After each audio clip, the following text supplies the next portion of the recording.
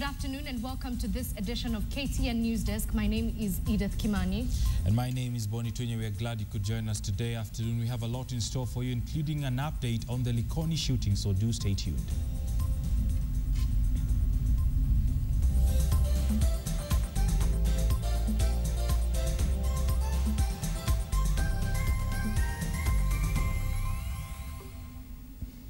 Welcome to the program. 59 people have been arrested in connection with yesterday's Likoni church attack after an overnight operation that was carried out by Administration Police.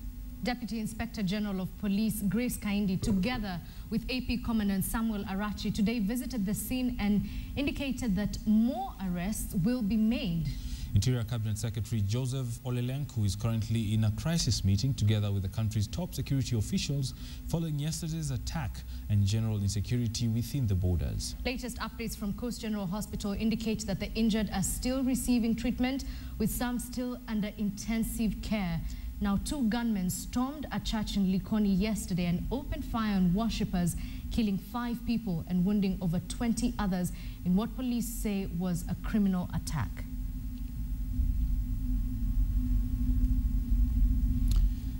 Staying with security matters, and AMISOM troops in Somalia had a lucky escape just hours after capturing a key town from the Al-Shabaab militia after they were ambushed by members of the terror outfit. The soldiers who are celebrating the capture of the town of Kurule were forced to use firepower to repulse the militia. Here is Ian Wafula with the rest of that report.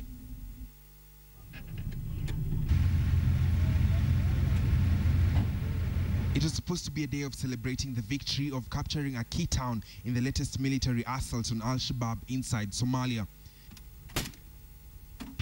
But just a few kilometers into the patrol, the troops ran into an ambush laid by the militants on the outskirts of Korele town. A radio-controlled improvised explosive device went off just as the convoy arrived. The soldiers came under fire, which they responded to, engaging the rebels in a brief firefight before repelling them off. This spot is the second bridge from Beladamin. This is the bridge between Koriole and Beladamin, where our main detachment is. Now, these guys, after having been beaten in Koriole yesterday, they resorted to the IED. And I think the IED is going to be one of their weapons of preference for the moment. What has happened here is that they planted an IED right on this bridge and put a remote-controlled battery that detonates the IED. And the next person who was next to detonate this IED was just in that bush next there. All he needed to do is to wait for a vehicle to reach here. Then he presses the remote-controlled exploder, and the bomb went off, and we lost 1 Caspir, but we are towing it back. The explosion damaged one of the troops' armored personnel carrier, but did not cause any deaths or injuries. A number of towns have been captured from the militia, with the most recent being Korole, located 120 kilometers southwest of Mogadishu. The town has been under the brutal rule of the militia for 5 years, and AMISOM commanders say the capture of the town is a major victory as they head to capture Barawe, one of the remaining sources of revenue for the group. AMISOM definitely is going to look at covering and capturing all these other areas remaining up to Barawe. We are going to take all these areas sequentially until we take them all. It's just a simple message to Al-Shabaab. You either give him or we are coming for you. The reason behind the militia is trying by all means to stop the AMISOM from proceeding beyond Koriole. Very strong rhetoric from AMISOM officials and, of course, the troops on the ground. But back home, property worth 5 million shillings was this morning destroyed when a fire razed Kisumu's Jubilee Market. Now, the fire is said to have begun at 3 a.m. following a suspected electric fault in one of the nearby temporary structures. It engulfed part of the market, as you can see on your screens, and spread over to the surrounding buildings, raising down 5 stalls. Firefighters are said to have arrived at the scene 2 hours later to assist with the putting out of the inferno. It, however, took long to contain the fire as some of the fire engines from the municipal council ran out of water, forcing traders and volunteers to join hands. This came barely a week after a after a similar incident at Kibuye Market, the town's largest market, that led to the fire of 1 person and destroyed more than 10 stalls. Tungekuwa na security ya kutosha, kitu kama hii haingetendeka mpaka ifikie kila kitu yote ikaisha. Ile kitu ningeomba tu wahusika, serikali yetu, ya mambo ya stima hii warekebishe kabisa, sababu tukiangalia ndio imeleta shida sana. We stay in the lakeside city of Kisumu, where 8 people have died and 11 are in critical condition after a matatu plying the Kakamega-Kisumu route plunged into a valley yesterday evening. The accident that occurred near the Holy Ghost Coptic Church in Kisumu, Riat Hills, took place when the public vehicle lost control and plunged into the gorge. Witnesses say it wasn't speeding but may have had mechanical problems as the driver struggled to control its descent down the winding and narrow road. Officials from the Red Cross Society ferried the dead and injured to the New Nyanza General Hospital. Niliona vumbi kubwa kutoka juu, sasa zile nilikuwa kwa mlima kuangalia ni gari ya Nissan aina Respect. Kufika hapo nimepata watu wamekufa na wengine kujeruhiwa vibaya.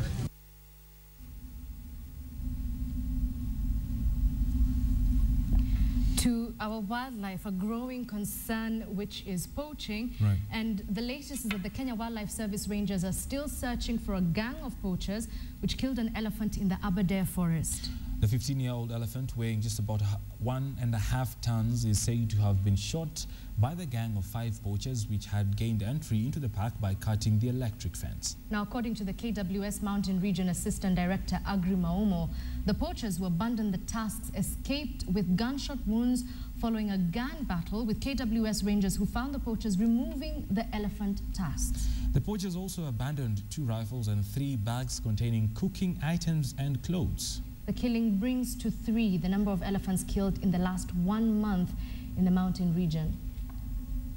You can see hacking of the elephant tusks, you can see, and they were shot at, 5 of them. We have not gotten anybody so far, but we believe they all went with injuries. Hopefully we shall get them.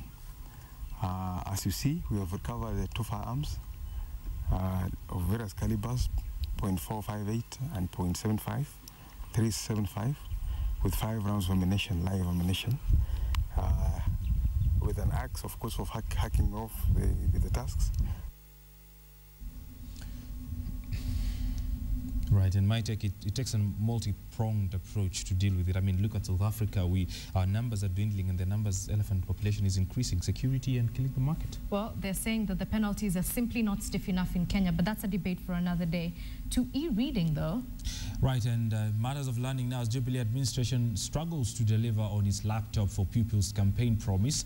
A little-known pilot program that USAID sponsored in collaboration with the Education Ministry last year is providing a few hints that could save the pledge. In the final days of the Kibaki administration, e-readers were introduced to select public schools across the country, and the program has proved surprisingly resilient, bringing hope to the proponents of the device. Right, here's KTN's Fred Omula with that story. Level 2 pupils at Kisumu's Kirembe Primary School have for the last 1 year enjoyed teaching techniques that their counterparts across the country will only experience if the government launches its laptop project. In 2013, the Education Ministry selected 20 primary schools across the 7 constituencies of Kisumu County to test the feasibility of e-readers among young learners. The results have been astounding. It was found that all schools across the board were at a lower level of around reading 20 words per minute, and they could not comprehend anything. But at the end of the year, they discovered, like this school, the speed of the children had developed up to 60 words per minute. Teachers across the country were trained on how to instruct the pupils using the gadgets while incorporating ICT into their lessons. The study involved distribution of tablets for some teachers, use of the e-readers for pupils, and the maintenance of ordinary textbooks in some schools for comparison. These concepts were taught in 5 days, but now in the program, we can teach the 5 concepts in 1 lesson. You can give the kid to go with it home with the charger and charges it. After charging, it can take 3 weeks before the power gets off. Even the little ones can't hide their preference for the gadgets. I like reading with e-reader because it's fun. It has a lot of books. It is easy to carry. I like e-reader because you have taught me how to read. I know many stories that I have not read. The solar-powered e-readers are packed with all the textbooks that the students need, with all those participating allowed to carry theirs home. So far, only one has been destroyed and 4 lost in all the 20 schools participating in the program in Kisumu. Reporting for KTN, I am Fredo Mulo. I'm thoroughly impressed by those kids in Kisumu County. Now, a 4th-year student was found dead in Nairobi University main campus swimming pool yesterday. The student was found fully clothed in the pool. The exact circumstances and cause of his death are still unknown as investigations continue. However, fellow students noted that there has been cases of rising insecurity around the campus even before this incident. His body is being preserved at the Chiromo mortuary. There's a difference between killed and... All you know,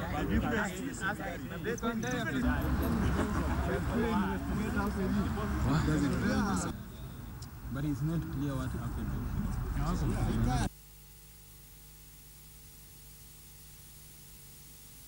He left yesterday, but never came back. He went with his student, with his fellow student out. He's a well-known swimmer, so that one rules out any possibility that he drowned. In any case, when somebody drowns, he's supposed to have floated in water. So we are suspecting that maybe he was killed elsewhere and he was dumped here.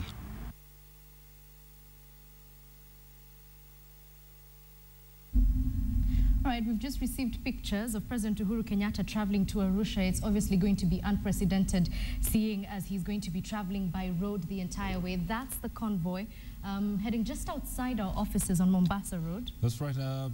Different people have different opinions about it. Some are saying it's austerity. I don't know about it. Well, lots of traffic jam. Those are some of the issues that we'll probably be addressing later on this evening. But remember, he's expected to address members of the East African Legislative Assembly and also, perhaps and most crucially, deliver a State of EAC address in the regional parliament on Tuesday. Welcome back. You're on the news desk. Let's talk business fast and painless as always. The government has published tough new rules that could change the face of matatu business. Analysts say that the rules drafted under the Traffic Act could see the matatu business become less profitable as operators pay more to comply. The new rule will require investors seeking to operate public transport vehicles to employ several people to run the business. Public bus and matatu owners will need to hire a driver, an inspector, an office manager and an accounts clerk and have a contract under which the services of a mechanic are outsourced. The National Transport and Safety Authority Regulations 2014, published in the Kenya Gazette, will also require operators to have in place a code of conduct approved by the authority to govern their employees. Agents and subcontractors, also governing that part of the contract. On the regulations published by the Transport Cabinet Secretary Michael Kamau are intended to streamline the rogue public transport system.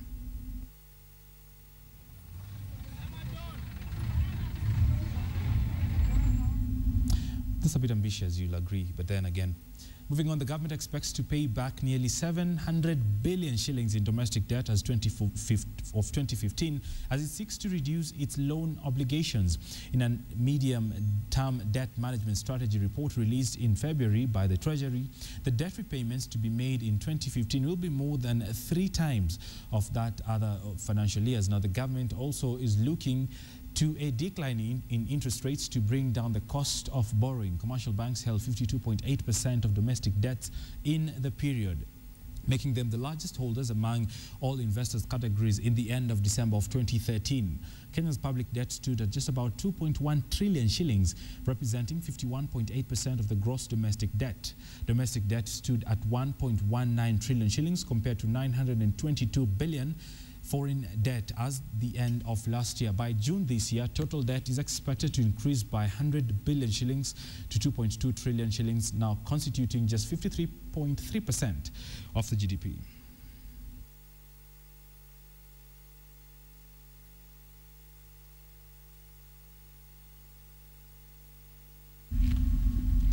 Right, other than that very ambitious program by the Ministry of Transport, I think consultation is needed again. But then again, we have some sad news coming from Africa. Right, and it's actually in Guinea who have identified the Ebola virus Saturday as a source of a highly contagious epidemic raging through its southern forests as the death toll rose to 34.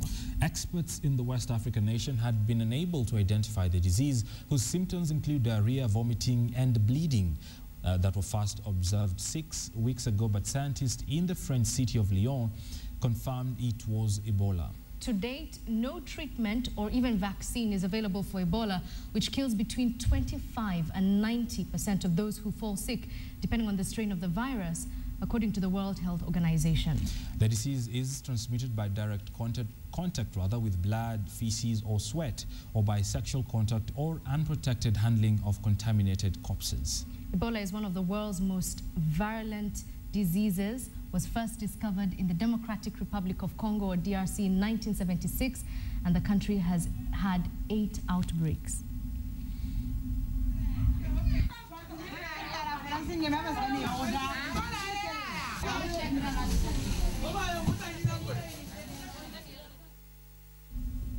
A disease that constantly causes fear and panic, but hopefully the Guinea government is looking to contain it. Elsewhere, the U.S. First Lady toured the Great Wall of China as part of her week-long visit to the country.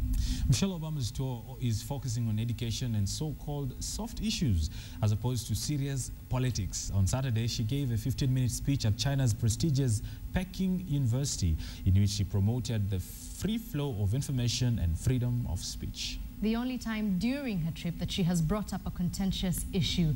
Now, China routinely filters out information deemed offensive by the government and silences dissenting voices. The trip, the first at a time the U.S. president's wife has independently visited China, is aimed at promoting educational exchanges between the U.S. and China.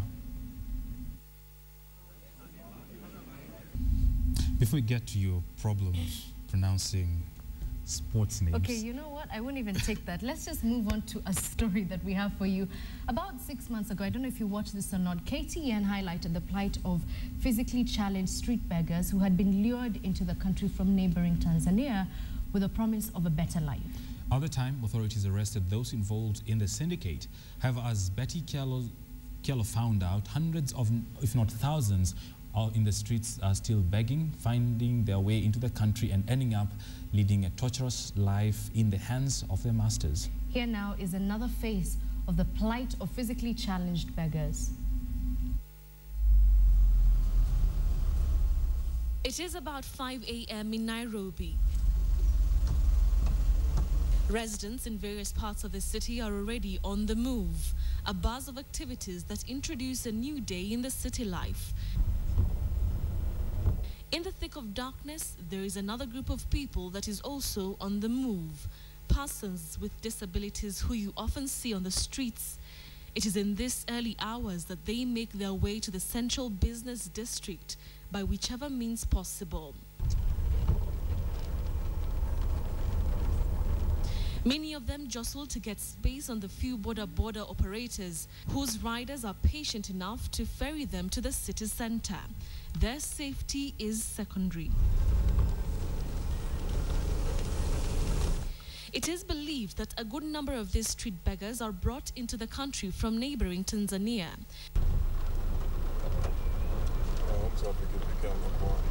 Shrewd businessmen and women promise them quick money, an opportunity that they often jump on.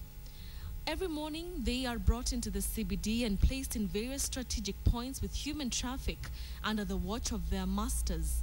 They wait all day as sympathizers toss a coin. Nakuja hapa kukaa ili kusudi nisaidiwe na watu.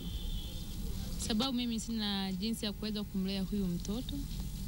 Na pia babake ni jinsi nilivyojifungua. Huyu mtoto baba yake alimkataa.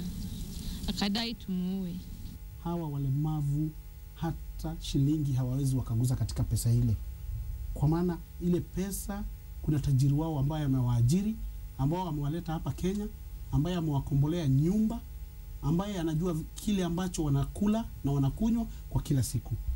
It is a vicious cycle. The rule is, if you don't get money, you simply do not eat. Now, the thirst for money has led to what you would describe as modern-day slavery, where the vulnerable have to lead a do-or-die life to fatten the pockets of the greedy. Mlemavu saa zingine atasikia kwenda haja. Mlemavu saa zingine atasikia kunywa kikombe cha maji. Lakini akiwa pale hawezi enda haja, haja anaenda hapo mahali yupo. Maji hawezi akakunywa kwa mchana mzima na atashinda pale. Na ikifika ni kama mchana, hao ambao wamewaleta kama matajiri wao ndio wanazungukaga wakiangalia wao walemavu, wakiwaangalia kama mtu yuko pale, kama ule mwingine ambaye aliyeko pale yuko pale, na kama hauko jioni mshahara hakuna. October last year, a human trafficking syndicate was discovered in Mombasa, with 6 suspects having been arrested. A group of persons with disabilities were found locked up in a room after being lured into the country to pursue greener pastures, only to be forced to hit the streets begging. It is reported that many of these syndicates are operating in the country and no concrete measures have been taken to apprehend the culprits. Walemavu wale ambao wanatolewa Tanzania, hilo ni jukumu la serikali kuhakikisha kwamba hakuna mlemavu anatolewa nchi nyingine, analetwa nchi nyingine kuomba senti. However, the story of the plight of people with disabilities goes deeper, especially for Kenyans who have been forced to beg to survive. Many of them say that opportunities are hard to come by and funding by the government ran dry at least 6 months ago. Hiyo board haijawekwa, pesa imelala huko treasury. Sasa sisi kama walemavu tunataka hiyo board iwe in place na mikakati ipangwe ya kisawasawa ya kuhakikisha kwamba mlemavu amesaidika.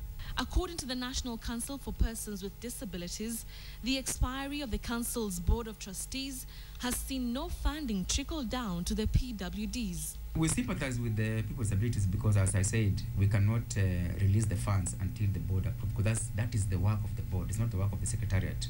However, what we are doing as a council, we are getting requests and we are trying to inform them that once the board is in place, we should be able to give them all the funding they have requested for. Apart from funding from government, this vulnerable group laments that opportunities that were once their preserve have been taken over by people who are able-bodied. Zile kazi ambazo tulikuwa tumezoea walemavu wanafanya hapa Nairobi, kama za kuuza peremende na sigara na kufanya kazi ya shoeshine, na pia zile vio viko hapa Nairobi, zingine walemavu tulikuwa tumepewa, siku hizi hazipo. It is a situation that calls for urgent attention. People with disabilities say the government needs to act fast and install a board that can give them the financial support that is rightfully theirs. They also say they need opportunities in order to attain self-sufficiency. Betty Kialo, KTN. Right, you feel free to share with us your views about that particular story and any other story that you do see on this bulletin.